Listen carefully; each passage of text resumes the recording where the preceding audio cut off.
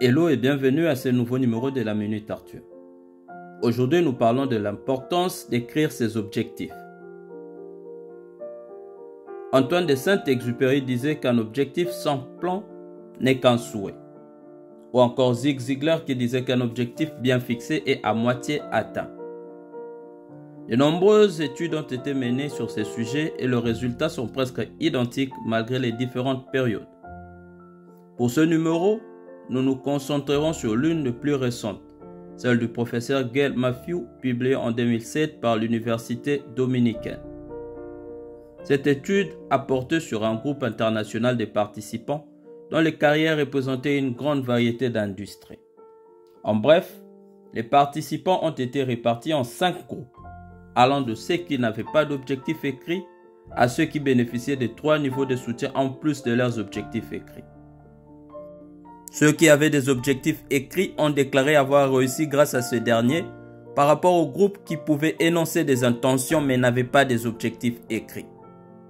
Les personnes qui ont réussi ont pu achever un projet, augmenter leurs revenus, accroître leur productivité, améliorer leurs compétences organisationnelles, améliorer leur équilibre de vie, réduire leur anxiété au travail et acquérir de nouvelles compétences. Mon ami, es-tu sûr de pouvoir répondre à la question « Que veux-tu dans la vie ?»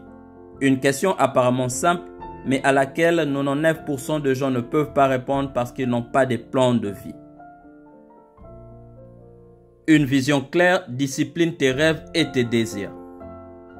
L'une des raisons pour lesquelles nous nous perdons dans la vie est que nous ne savions pas où nous allions au départ. Pour ce numéro, je te donne 4 ingrédients clés pour t'aider à rédiger tes objectifs. 1. La tangibilité.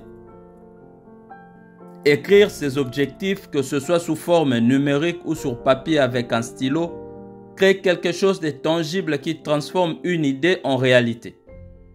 Comme le dirait Zig Ziglar, on ne peut pas atteindre une cible qu'on ne voit pas. 2. L'engagement à agir. En écrivant tes objectifs, tu donnes vie à tes désirs d'améliorer ta vie.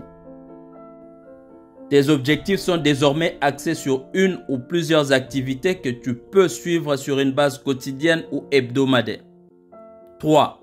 Un partenaire responsable. Il s'agit d'une personne en qui tu as confiance et qui te tiendra responsable de la réalisation de tes objectifs écrits et de tes engagements à agir. Et 4. Des rapports hebdomadaires sur les progrès accomplis. Cette activité est à ton avantage. La collecte d'informations sur tes progrès te permet de voir où tu en es, ce qui te donne la possibilité de minimiser les obstacles et augmenter tes performances. La personne la plus pauvre est celle qui n'a pas de rêve, et la personne la plus frustrée est celle qui a de rêves mais ne sait pas comment les réaliser. Car même les bonnes choses peuvent être préjudiciables si tu ne sais pas ce qui est mieux pour toi. Thank you.